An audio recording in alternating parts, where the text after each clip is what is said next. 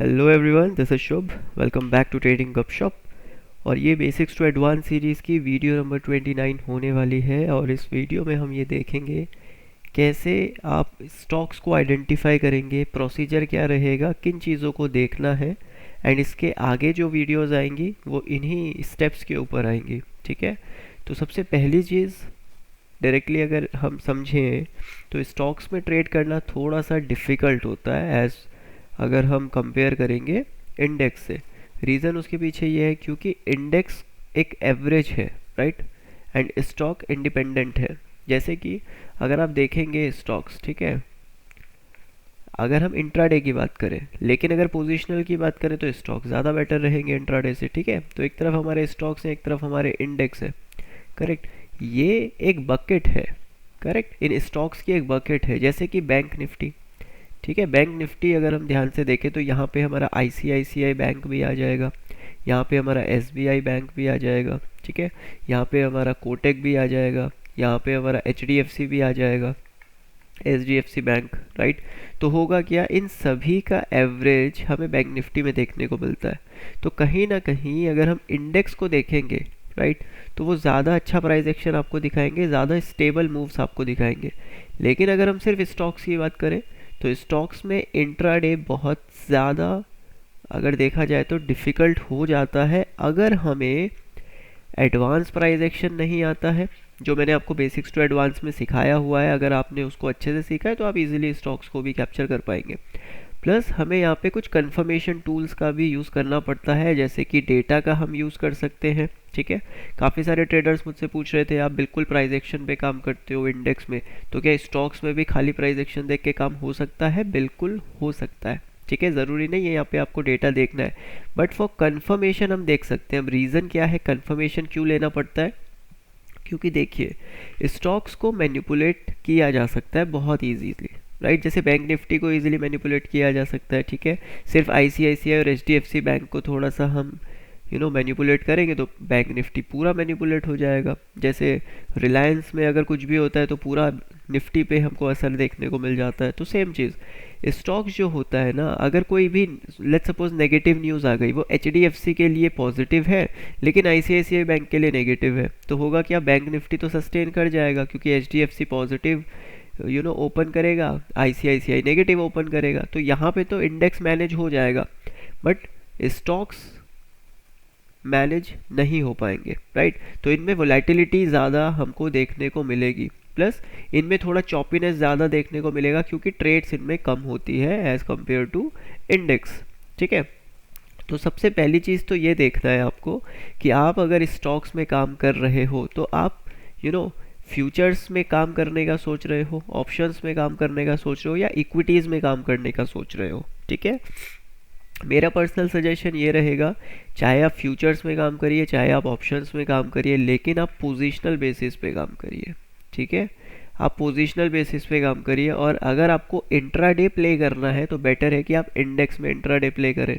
ठीक है, आप इंडेक्स में निफ्टी में इंट्राडे प्ले कर सकते हो अगर आपको ट्रेडिंग ही करना है, राइट। अब लेट्स सपोज आपका कैपिटल कम है, ठीक है, आप मान लेते हैं कि 5000 के कैपिटल के साथ आप काम कर रहे हैं। ठीक है, तो फिर आप इक्विटीज़ में काम करेंगे। करेक्ट, तभी आप इक्विटीज़ में काम करिए, राइट। अगर किसी के पास 20-25,000 है तो फिर भी मैं यही कहूँगा कि आप निफ्टी में काम करिए। देखिए, आपने हर जगह पे सुना होगा कि पहले स्टॉक से शुरू करें उसके बाद इंडेक्स में शिफ्ट करें। ठीक है, ये कहने की बातें हैं, ऐसा कुछ होता नहीं। बहुत सारे लोग इक्विटीज़ के बाद इंडेक्स में आते हैं बट फ़ायदा नहीं होता है। करेक्ट, आपको मार्केट की चाल समझनी है, चाहे इक्विटीज़ हो चाहे निफ्टी हो। अगर आपको इन दी एंड पोजिशनल ट्रेड करनी है, राइट, तो अभी से प्रैक्टिस की जाए। अगर आपको इन दी एंड डेरिवेटिव मार्केट में ट्रेड करना है तो अभी से प्रैक्टिस की जाए। करेक्ट, पहले अगर हमें क्रिकेट खेलना है तो हम फुटबॉल खेलना क्यों सीखे, है ना। तो अगर हमको यहाँ निफ्टी में ही ट्रेड करना है तो हम इक्विटीज़ में काम करना क्यों सीखे, क्योंकि इक्विटीज़ की प्रॉब्लम ये है कि ये बहुत सारी है। करेक्ट, ये बहुत सारी है, राइट। यहाँ पे अगर हम देखेंगे तो 200 प्लस ऐसे स्टॉक्स है जो बहुत ही अच्छे जिनमें लिक्विडिटी रहती है, तो ट्रेड्स बहुत बढ़िया होती है, राइट। लेकिन अगर निफ्टी को देखें तो यहाँ पे निफ्टी सिर्फ एक है। करेक्ट। अगर ट्रेड मिलेगा ठीक है, नहीं मिलेगा तो पेशेंसली वेट करेंगे। लेकिन यहाँ पे क्या है, आपको एक स्टॉक में ट्रेड नहीं मिलेगा, आप दूसरा स्टॉक पकड़ेंगे, तीसरा स्टॉक पकड़ेंगे, एंड अपॉर्चुनिटी होगी नहीं, हम अपॉर्चुनिटी बनाने लगेंगे, जिस वजह से इक्विटीज़ में भी हम लॉसेस कर सकते हैं। तो पेशेंस दोनों ही जगह पे चाहिए, राइट। तो मेरा सजेशन ये है, अगर आपके पास अच्छा पैसा है, ठीक ठाक पैसा है, 50-40,000 के आसपास है, तो आप इक्विटीज़ में भी काम करिए और आप डेरिवेटिव्स में भी काम करिए। क्योंकि अगर हम ट्रेडिंग की बात की जाए तो डेरिवेटिव मार्केट में बहुत बढ़िया ट्रेडिंग होती है। लेकिन अगर हम पोजिशनल ट्रेडिंग की बात की जाए तो इक्विटीज़ से बेटर कोई नहीं है। फिर ना इंडेक्स है, ना कोई भी फंड्स है, सिर्फ इक्विटीज़ है जो पोजिशनल ट्रेडिंग में आपको बहुत बढ़िया पैसा ला के देंगे। क्योंकि बड़े टाइम फ्रेम पे अगर इक्विटीज़ को समझा जाए तो बड़ा इजी है। क्यों? क्योंकि बड़े टाइम फ्रेम पे बड़े प्लेयर्स की चाल समझ में आएगी। लेकिन अगर इक्विटीज़ में 5 मिनट्स का चार्ट लगाएंगे तो वो चॉपी दिखेगा। ठीक है। अगर लिक्विडिटी हम कंपेयर करें निफ्टी से, तो निफ्टी में ज़्यादा लिक्विडिटी रहेगी एज़ कम्पेयर टू इक्विटीज़, और 90% जो ट्रेडिंग वॉल्यूम आती है वो डेरिवेटिव मार्केट से आ रही होती है। तो मार्केट्स में जो मैक्सिमम ट्रेड्स हो रही है वो डेरिवेटिव सेगमेंट में हो रही है, तो ऑब्वियसली वॉल्यूम्स वहाँ पे अच्छे रहेंगे। करेक्ट। अब हम यहाँ पे ज़रा थोड़ा सा ये समझ लेते हैं कि अगर हमें इक्विटीज़ में काम करना है तो सबसे पहले किस तरह का माइंडसेट रखना पड़ेगा। ठीक है। देखिए, इक्विटीज़ में काम करने के लिए आपको सबसे पहले एक सेटअप चाहिए, राइट। आप किस थ्योरी पे काम करने वाले हो, राइट। क्योंकि लॉ ऑफ हार्मनी ये कहती है कि हर स्टॉक की एक फ्रीक्वेंसी होती है, यानी हर इक्विटी में कोई भी अगर एक स्टॉक है तो उसकी एक फ्रीक्वेंसी होगी। ठीक है। उसकी एक फ्रीक्वेंसी होगी। अब वो फ्रीक्वेंसी आपके साथ मैच होती है या नहीं होती, ठीक है, वो इम्पॉर्टेंट है। जैसे अगर मैं पर्सनली अपना बताऊं तो मुझे इन्फोसिस में ज़्यादा बेटर लगता है ट्रेड करना as compare to Reliance, right. क्योंकि रिलायंस के साथ शायद मेरा फ्रीक्वेंसी सेट नहीं होता है। ठीक है। अब आपको लगेगा यार ये कैसी बातें हैं, राइट, लेकिन ये फैक्ट है, राइट। आप अगर अभी नहीं मानेंगे तो इन फ्यूचर किसी ना किसी दिन आपको ये बात माननी पड़ेगी। एक स्टॉक आपका ऐसा ज़रूर होगा जो आपके तरीके से चलेगा, और इसके पीछे का लॉजिक क्या है वो मैं आपको बताता हूँ।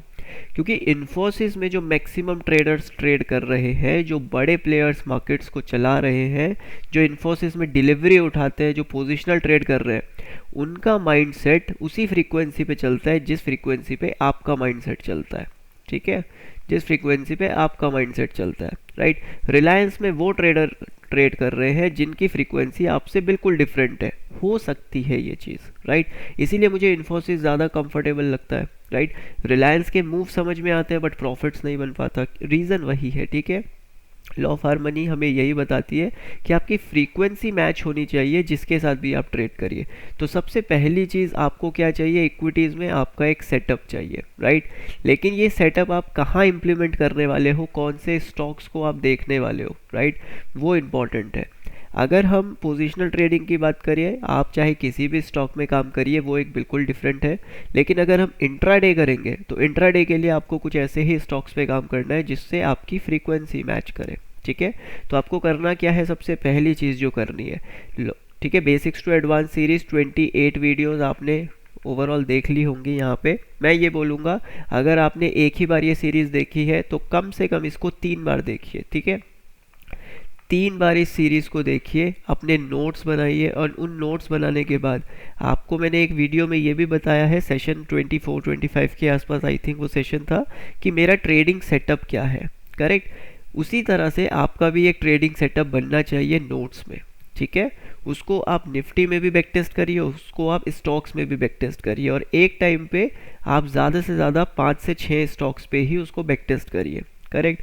और उन स्टॉक्स पे बैक टेस्ट करिए जिन स्टॉक्स का चार्ट आपको देखते ही समझ में आता है। ठीक है। जिस स्टॉक का चार्ट आपको देखकर समझ में आ रहा होता है। अब यहाँ पे तो हम सेटअप जो है वो शार्प कर लेंगे, राइट। लेकिन स्टॉक्स आइडेंटिफाई कैसे करेंगे, यहाँ पे अभी जो मैं बात कर रहा हूँ वो अभी हम पोजिशनल की बात नहीं कर रहे हैं, सिर्फ इंट्राडे की बात कर रहे हैं। ठीक है। पोजिशनल बेसिस पे आपके पास लगभग 190 के आसपास एफएनओ के स्टॉक्स हैं, बहुत बढ़िया ट्रेडिंग होती है उसमें पोजिशनल, आप उसमें पोजिशनल ट्रेड ले सकते हो। एफएनओ यानी डेरिवेटिव्स में भी आप ट्रेड ले सकते हो। ठीक है। तो वो बिल्कुल डिफरेंट है क्योंकि आप पोजिशनल बेसिस पे ले रहे हो, है ना। 2 दिन से लेके 20 दिन के लिए अगर आप ट्रेड कर रहे हो तो फिर आपको एक डिफरेंट सेटअप चाहिए, फिर लॉ ऑफ हार्मनी से ज़्यादा फर्क नहीं पड़ेगा। लेकिन जो स्टॉक्स आप इंट्राडे के लिए देख रहे हो, ठीक है, इंट्राडे के लिए, उसमें आपको क्या चाहिए ना, उसमें आपकी फ्रीक्वेंसी मैच होना चाहिए, ठीक है। अब ये सेटअप आप शार्पन कहाँ से करोगे, ये 28 वीडियोस से, ठीक है। अभी यहाँ पे मैं एक सिंपल सेटअप के बारे में बात करूँगा, की लेवल प्लस जो हमारा ये फिबोनाची लेवल है प्लस वॉल्यूम प्रोफाइल, ठीक है, ये तीन चीज़ों के ऊपर हम काम करेंगे। अब लेट्स सपोज मुझे कोई स्टॉक्स आइडेंटिफाई करना है इंट्राडे के लिए, ठीक है। तो यहाँ पे अब किसी भी स्टॉक को ले लीजिए, चलिए हम एसबीआई को ले लेते हैं हाल फिलहाल, ठीक है। सबसे पहले डेली चार्ट में आइए, ठीक है। हमेशा जब भी स्टॉक्स में काम करेंगे मल्टी टाइम फ्रेम एनालिसिस आपको करना ही पड़ेगा, ठीक है। तो ये हमारे सामने आ गया एसबीआई का डेली चार्ट, राइट। सबसे पहले आपको एक रिपोर्ट कार्ड तैयार करना है इस चार्ट का, करेक्ट। ये चार्ट किन लेवल्स पे काम कर रहा है, अगर हम देखेंगे तो इसी लेवल से मार्केट ने एक कंटिन्यू फ्री फॉल दिया है, तो ये एक रेजिस्टेंस रेंज है मार्केट्स के लिए, right. Market already resistance range में 2 बार हिट कर चुका है, राइट। लेकिन स्टिल मार्केट जो है वो लोअर लेवल्स को ब्रेक नहीं कर रहा है, एंड मार्केट अभी भी हायर हाइज बनाते हुए ऊपर निकल रहा है, करेक्ट।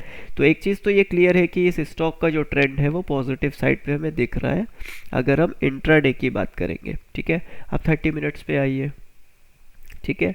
30 मिनट्स पे आपको कुछ इंपॉर्टेंट लेवल्स यहाँ पे मार्क करने पड़ेंगे। सबसे पहली चीज़ आपको मार्क करना है रेजिस्टेंस, ठीक है, ये हमारा रेजिस्टेंस पॉइंट है।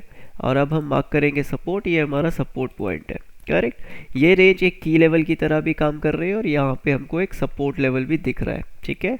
यहाँ पे भी मार्केट्स ने सपोर्ट लिया, अगेन इस लेवल पे मार्केट्स ने सपोर्ट लिए, राइट। अब जो हमें ऑब्जर्वेशन करनी है वो ये करनी है कि लास्ट 1 से 2 दिन में मार्केट ने किस तरह से परफॉर्म किया है, ठीक है। तो यहाँ पे अगर आप देखेंगे आज 7 है, ठीक है, आज का मार्केट यहाँ से शुरू होगा, तो ये 6th का मार्केट है और ये 5th का मार्केट है, राइट। आपको एक चीज़ यहाँ पे क्लियरली दिखेगा कि अबव लेवल्स पे कंसोलिडेशन क्रिएट किया मार्केट्स ने, ठीक है, देन उसके बाद ब्रेकडाउन हुआ और अभी भी हम ब्रेकडाउन के नीचे ही काम कर रहे हैं, यानी एक साइडवेज मार्केट्स में काम कर रहे हैं, राइट। तो अपने आप से एक क्वेश्चन करिए, क्या आप एफएनओ में काम करने वाले हैं या फिर आप ऑप्शंस इक्विटीज़ में काम करने वाले हैं, ठीक है। एफएनओ यानी कि future and option, and equity यानी कि क्या आप कैश में ट्रेड करने वाले हो 5x मार्जिन के साथ, ठीक है। अगर आप इक्विटी में ट्रेड करने वाले हो, राइट, तो यहाँ पे इक्विटीज़ एंड एफएनओ में अगर आप ट्रेड कर रहे हो तो ये सेटअप आप कर सकते हो।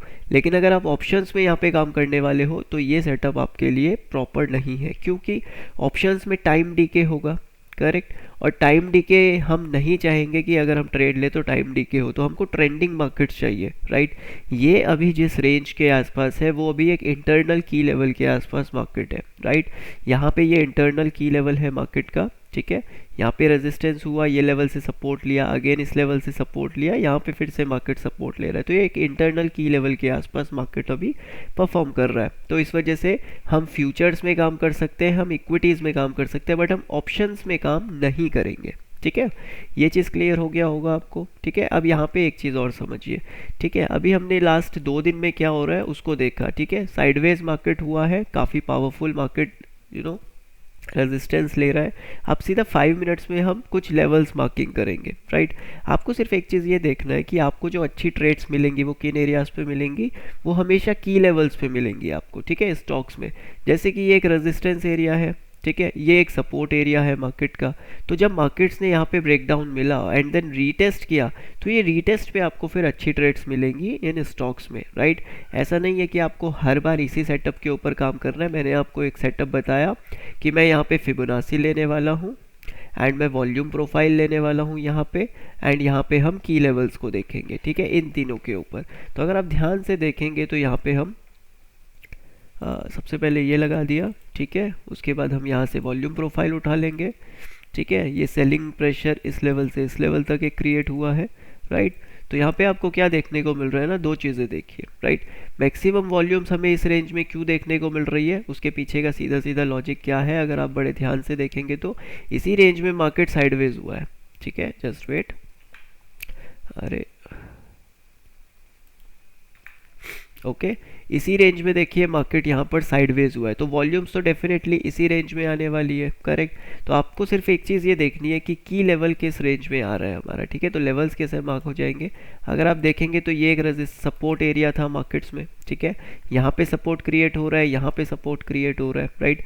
और मार्केट्स ने इस लेवल के आसपास एक बेस क्रिएट किया है, करेक्ट। तो यानी कि ये जो सपोर्ट ब्रेक हुआ है ये एक बेस के साथ ब्रेक हुआ है। मार्केट ने 15-20 मिनट्स इसी रेंज में क्लोजिंग दिया है। यहाँ पे देखो जब भी मार्केट आ रहा था तुरंत ऊपर जा रहा था, मार्केट आया यहाँ पे सिर्फ हमको 10 मिनट देखने को मिला, अगेन मार्केट्स ने जंप लिया।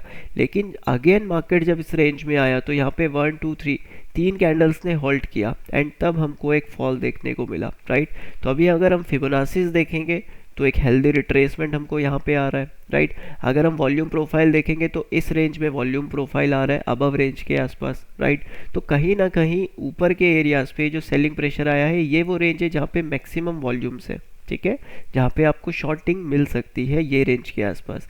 बट अब हो क्या रहा है, वॉल्यूम प्रोफाइल अबव रेंज पे बता रहा है और फिबोनाचीज हमारा सेम रेंज पे बता रहा है। तो आप सेलिंग करेंगे तो करेंगे का, आप सेलिंग करेंगे ये की लेवल के आसपास, ठीक है। बड़े ध्यान से अपने लेवल को देखिएगा, ठीक है।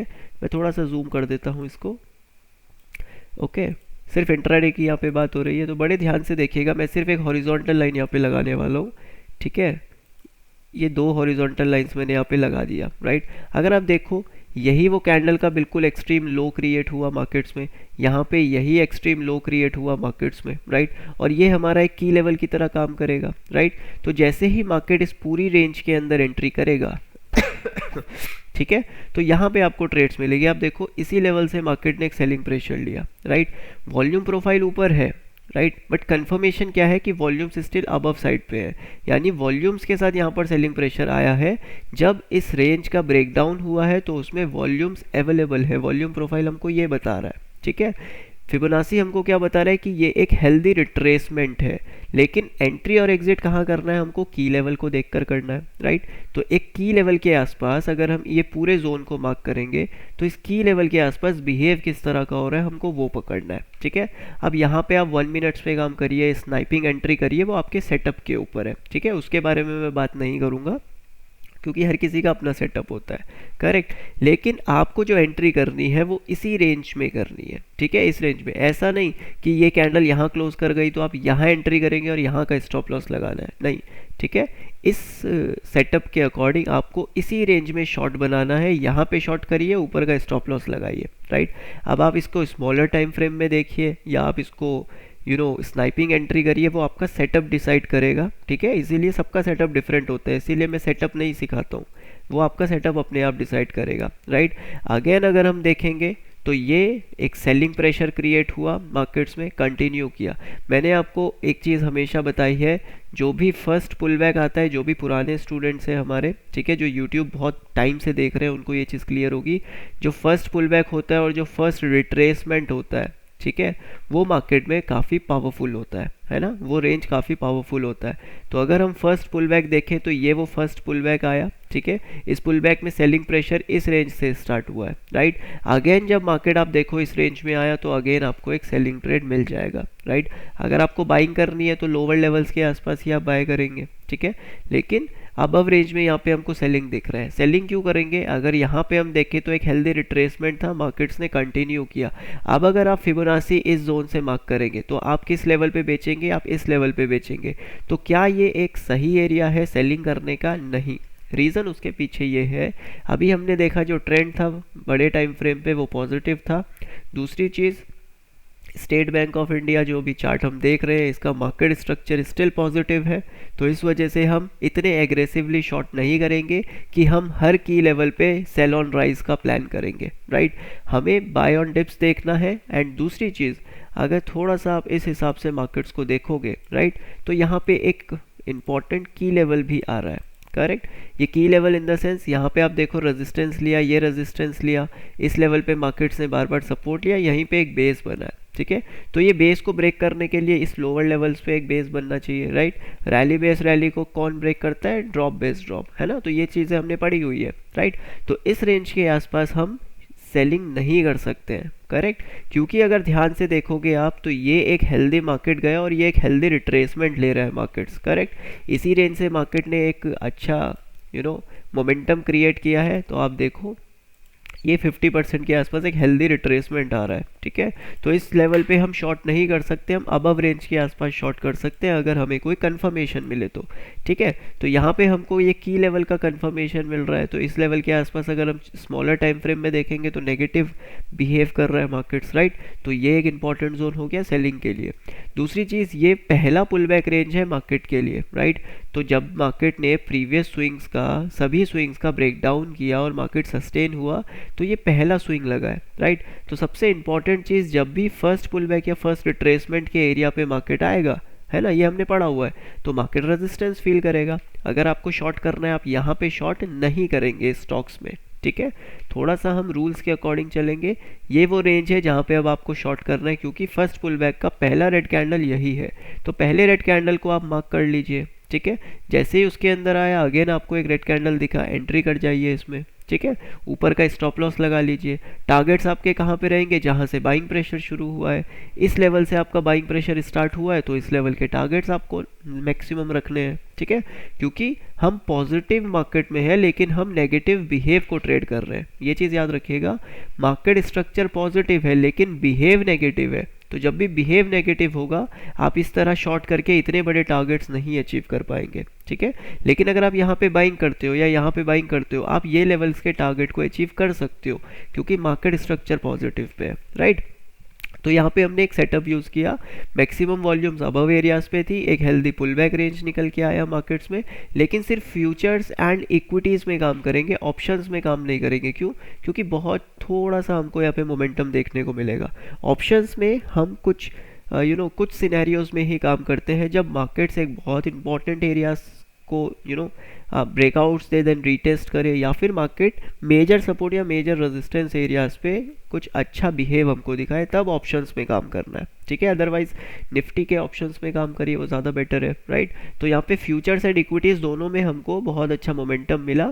लगभग 583.5 के आसपास से 586 हमको मिला है, राइट। तो 2.5-3 रुपये के आसपास हमको मिल रहा है। ये इतना ट्रेड एक स्कैल्प करना स्टॉक्स में काफ़ी रहता है, लेकिन ऑप्शंस में यहाँ पे मोमेंटम नहीं मिलेगा, राइट। अभी कोई और स्टॉक देख लेते हैं देन, ठीक है, कोई भी स्टॉक ले लेते हैं। अभी बैंकिंग सेक्टर का तो हमने ले लिया, लेट्स सपोज हम टीसीएस को ले लेते हैं, ठीक है। अब अगर टीसीएस, ओके, यहाँ तो पहले से ये फ्री फॉल हो रखा है, ठीक है। ऑटो सेक्टर में कोई स्टॉक हो, अगर मारुति, टाटा मोटर्स, चलिए टाटा मोटर्स को ले लेते हैं, ठीक है। अच्छा स्टॉक है, इन्वेस्टिंग अगर आपने की है तो, ठीक है, काफ़ी बढ़िया स्टॉक है ये, ओके। अगर हम टाटा मोटर्स को यहाँ पे देखें कल ट्रेड करने के लिए, राइट, तो हम यहाँ पे ऑलरेडी देखेंगे कि मार्केट्स ऑलरेडी यहाँ पे बहुत अच्छा मोमेंटम कर चुका है। हमेशा याद रखिएगा, अगर किसी भी स्टॉक में मोमेंटम आ चुका है, आप उस स्टॉक से दूर रहिए, ठीक है। आप इसमें इंट्राडे भी प्लान मत करिए। भले ही आप ये सोचेंगे, देखो यहाँ पे जब एक इंपॉर्टेंट ग्रीन कैंडल बनी, तो अगले दिन मार्केट ने हॉल्ट किया, यानी कि मार्केट कंटिन्यू गया, देन मार्केट्स ने हॉल्ट किया, यानी कि एक बेस बनाया। उसके बाद जब मार्केट यहाँ से निकला, तो ही आप एंट्री करिए। जैसे अभी बहुत अच्छा कैंडल बन चुका है, प्रीवियस 2 दिन से अच्छी बाइंग आ रही है, ठीक है। यहाँ पे मार्केट को हॉल्ट करने दीजिए, ठीक है। तो इस स्टॉक को अभी हम छोड़ देंगे। अभी हम यहाँ पे अगर Bajaj M&M, okay, auto sector तो तेज़ी में ही है, ठीक है। आईटीसी को काफ़ी सारे ट्रेडर्स ट्रेड करते हैं, तो चलिए आईटीसी को यहाँ पे समझते हैं, ठीक है। एक चीज़ तो क्लियर है कि मार्केट यहाँ पे फ्लैग एंड पोल क्रिएट कर रहा है ना। ओवरऑल इसको देख के ही हमें पता चल रहा है कि इसका ट्रेंड जो है वो पॉजिटिव साइड पे है। अब 30 मिनट्स पे इसके स्ट्रक्चर को चेक करेंगे, ठीक है। अगर 30 मिनट्स में आप कुछ इंपॉर्टेंट पॉइंट्स यहाँ पे मार्क करेंगे, तो ये एक चीज़ निकल के आएगी कि मार्केट में ये एक इंपॉर्टेंट सपोर्ट है, और अभी जो मार्केट रेजिस्टेंस ले रहा है वो टेम्परेरी रेजिस्टेंस इस एरिया के आसपास से आ रहा है, ठीक है। तो ये हमारे जोन्स आइडेंटिफाई हो गए। अब एक इंटरनल की लेवल आपको यहाँ पे मिलेगा 442 के आसपास, जो आप 5 मिनट के चार्ट से मार्क कर सकते हो, ठीक है। अगर आप एक इंटरनल की लेवल यहाँ पे देखोगे, तो मैं एक हॉरिजॉन्टल लाइन यहाँ पे लगा रहा हूँ, ठीक है। ये रेंज में आपको एक इंटरनल की लेवल मिलेगा, ठीक है। इंटरनल की लेवल यानी कि 2 इंपॉर्टेंट एरियाज़ के बीच में जो की लेवल्स होंगे वो इंटरनल की लेवल्स होते हैं, ठीक है। ये लेवल से मार्केट्स ने जंप किया, इसी लेवल में मार्केट ने वोलेटिलिटी क्रिएट की, यहीं से सेलिंग प्रेशर, यहीं से बाइंग प्रेशर आया, ठीक है। इसी लेवल पे अगेन एक बेस क्रिएट हुआ, और अब इसी लेवल से मार्केट बार बार रेजिस्टेंस क्रिएट कर रहा है, राइट। अब आपको इस स्टॉक में काम करना है, फॉर एग्जांपल, ठीक है। ये स्टॉक में अगर हम देखेंगे तो किस तरह से अगर इसको ऑब्जर्व किया जाए, कल के दिन क्या हुआ है, कल के दिन पूरा मार्केट इसी रेंज में टाइम स्पेंड किया है, ठीक है। कल पूरे दिन मार्केट्स ने इसी रेंज में टाइम स्पेंड किया है। आपको सिर्फ ये पता लगाना है मैक्सिमम नंबर ऑफ बायर्स का है, मैक्सिमम नंबर ऑफ सेलर्स का, और मार्केट का एक हेल्दी रिट्रेसमेंट और पुल बैक एरिया कौन सा है। तो ये लेवल से सेलिंग आया है इस रेंज तक, हमारे सामने ये क्रिएट हो गया मार्केट में, ठीक है। 0.5 के आसपास ये एक हेल्दी रिट्रेसमेंट आ रहा है जिसको मार्केट्स ने लास्ट मिनट पे ही हिट किया है। दूसरी चीज़, हम वॉल्यूम प्रोफाइल को अगर देखेंगे तो मैक्सिमम वॉल्यूम प्रोफाइल आपको इसी जोन में देखने को मिलेगी, लोअर लेवल्स के आसपास, ठीक है। तो चलिए, ये लेवल से कंटिन्यूसली मार्केट ने सेल ऑफ लिया, तो वॉल्यूम प्रोफाइल हमें क्या बता रही है? वॉल्यूम प्रोफाइल बता रही है कि जो मैक्सिमम वॉल्यूम्स है वो इन एरियाज़ पे है, ठीक है। ये सबसे ज़्यादा वॉल्यूम्स ये एरिया पे है और सेकंड जो वॉल्यूम है वो यहाँ पे है, ठीक है। अब वॉल्यूम्स को हटा देते हैं एंड यहाँ पे हम फिबोनाचीज़ को हटा देते हैं। आप देखो, इस लेवल पे मैक्सिमम वॉल्यूम्स आई है, यानी कि इस बेस पे सबसे ज़्यादा वॉल्यूम्स आई है। देन उसके बाद यहाँ पे सबसे ज़्यादा वॉल्यूम्स आई है, ठीक है, इस रेंज के आसपास। ये हमको दो चीज़ें दिख रही है। ऊपर से सेलिंग का एक बहुत ही पावरफुल रिट्रेसमेंट एरिया भी निकल के आ रहा है। तो अगर ये कल के दिन हमको शॉर्ट करना है तो ये स्टॉक हमें इस रेंज के नीचे चाहिए, ठीक है। इस रेंज के हमको नीचे चाहिए ये स्टॉक, क्योंकि यहाँ पे साइडवेज मार्केट हुआ है। यहाँ पे ट्रेड करेंगे तो स्कैल्प्स मिलेंगे, लेकिन बड़ा ट्रेड हमको कब मिलेगा? जब मार्केट इस रेंज के नीचे यहाँ पे कंटिन्यूसली काम करेगा। लेकिन अगर हमें बाइंग साइड पे इस स्टॉक को देखना है तो ये वो इंपॉर्टेंट बेस है, मार्केट इस बेस को हिट करे, थोड़ा टाइम स्पेंड करे, और अगर कोई डिप आती है तो ये जो हमें वॉल्यूम्स यहाँ पे दिख रही है 442.6 के आसपास, इसको market as a support work करेगा, ठीक है। तो कल के दिन अगर ये ओपन होता है, लेट्स सपोज ये एरिया में कंटिन्यू यहाँ पे काम करते हैं और कोई डिप आती है तो इस एरिया में फिर आप बाइंग का प्लान करेंगे, लेकिन उससे पहले अबव एरियाज पे कुछ टाइम कंसोलिडेट करना चाहिए, राइट। ये चीज़ भी हमने पढ़ा ही हुआ है। 30 मिनट्स में यहाँ पे एक और ऑब्जर्वेशन आपको देखने को मिलेगा, ठीक है। देखिए, ये रेंज के आसपास मार्केट ने काफ़ी टाइम स्पेंड किया, तो ड्रॉप क्रिएट हुआ है मार्केट्स में, ठीक है। फिर एक बेस क्रिएट हुआ, फिर ड्रॉप क्रिएट हुआ, और उसके बाद मार्केट यहाँ पर साइडवेज चला गया है, ठीक है। अभी भी अगर हम देखेंगे तो ओवरऑल सेलिंग प्रेशर के 50% के नीचे ही हम लोग काम कर रहे हैं, राइट। तो एक सेलिंग प्रेशर यहाँ पे आ सकता है। तो यहाँ पे आपको ये ध्यान में रखना है कि ये जो कैंडल का मिड एरिया है, अगर मार्केट इस रेंज में जाता है, ठीक है, यहाँ पे टाइम स्पेंड करते हैं और यहाँ से एक सेल ऑफ लेता है, देन अगेन ये रेंज के आसपास मार्केट हमको कंटिन्यू होते हुए दिखेगा, तो इस रेंज में फिर हम बाय के लिए प्लान करेंगे और इस रेंज में हम सेलिंग के लिए ट्राई कर सकते हैं, ठीक है। रीज़न उसके पीछे ये है क्योंकि अगर आप वन डे चार्ट्स देखोगे तो स्टिल ये काफ़ी अच्छा चार्ट दिख रहा है, बुलिश चार्ट है, राइट। लेकिन जो बाइंग क्रिएट होगी, राइट, वो ये लेवल के ऊपर होगी, 443 444 के ऊपर ही एक अच्छी बाइंग क्रिएट हो सकती है, राइट, अगर मार्केट सस्टेन करेगा तो, ठीक है। क्योंकि जब भी देखो, अगर 30 मिनट्स पे आप इसका स्ट्रक्चर देखोगे तो स्टिल अगर यहाँ पे देखेंगे तो स्टिल जो एक स्ट्रक्चर हमें दिख रहा है, राइट, वो इस तरह का दिख रहा है, यानी एक चैनल के अंदर हमको स्ट्रक्चर दिख रहा है, करेक्ट। पॉजिटिव स्टिल है, लेकिन मार्केट ऑलरेडी देखो कितना अच्छा मोमेंटम कर चुका है, ठीक है। तो यहाँ पे अगर हम कोई ट्रेड ले रहे हैं तो हमें एग्रेसिव होकर काम नहीं करना है, थोड़ा डिफेंसिव होकर प्ले करना है, यानी हम ऑप्शंस में काम नहीं करेंगे, हम फ्यूचर्स या फिर इक्विटीज़ में काम करेंगे। जब भी हम एग्रेसिव होना चाहेंगे तब हम ऑप्शंस में काम करेंगे सिर्फ, ठीक है। चलिए, एक स्टॉक और देखते हैं, उसके बाद ये वीडियो यहाँ पर क्लोज करेंगे, इसके बाद नेक्स्ट टॉपिक हम बाद में देखेंगे। चलिए, Godrej consumers, okay, one day chart लगा है ना, ठीक है। अगर यहाँ पे देखें, ठीक है, जैसे कि एक स्टॉक था अमर राजा बैटरीज, ठीक है। अमर राजा बैटरीज में एक अच्छा सेटअप क्रिएट हो रहा है, वो मैं आपको समझा देता हूँ, ठीक है। जैसे यहाँ पे देखो आप, राइट, मार्केट्स ने क्या किया है? सबसे पहली चीज़, मार्केट एक इंपॉर्टेंट की लेवल से जंप लिया है, ठीक है। ये एक इंपॉर्टेंट की लेवल है मार्केट्स में, राइट। ये की लेवल क्यों है अब समझाने की ज़रूरत नहीं है, आप सभी को पता होगा अगर आपने बेसिक टू एडवांस सीरीज़ देखा होगा, राइट।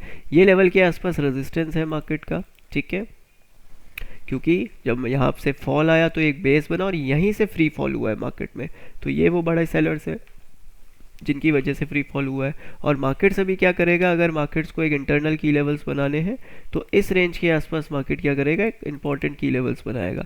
अब 30 मिनट्स पे आइए, राइट। 30 मिनट्स पे आप क्या ऑब्जर्व कर सकते हैं ना, देखो आप ये चीज़ ऑब्जर्व कर सकते हैं, इस चार्ट को ध्यान से देखिएगा, ठीक है।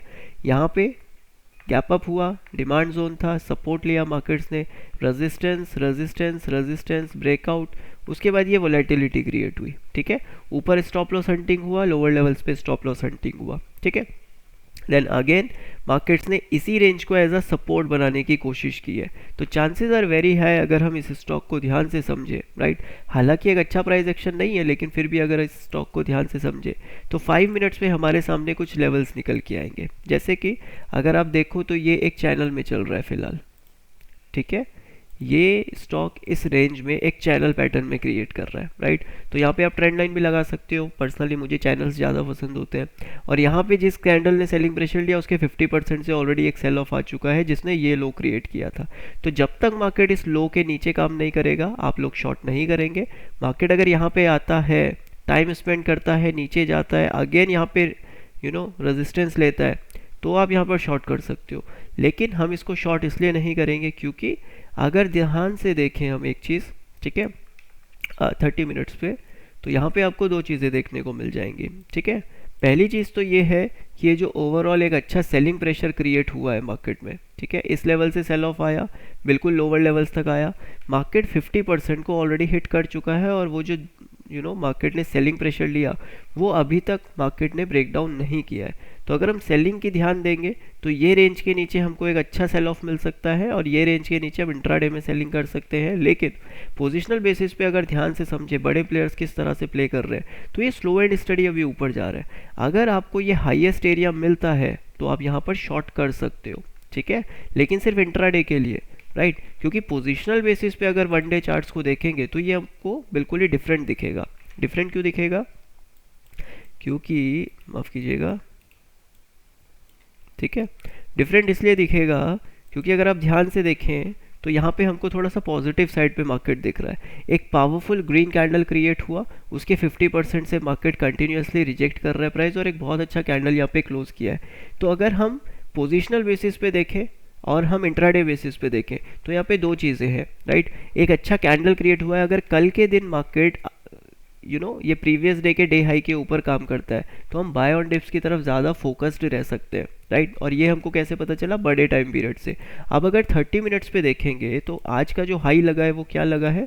वो लगभग ये रेंज के आसपास लगा है, ठीक है, ये रेंज के आसपास आज का हाई लगा है। तो अगर कल के दिन मार्केट अबव लेवल्स पे काम करेगा तो हाई चांस बनेंगे, क्योंकि ये area market already 1 time 2 time hit कर चुका है। तो अगर हम यहाँ पे देखें तो हमको एक अच्छा ट्रेड मिलेगा जब हम इस बेस के ऊपर यानी 622 के ऊपर सस्टेन हो जाएंगे, तब हमको एक अच्छा ट्रेड मिल सकता है, राइट।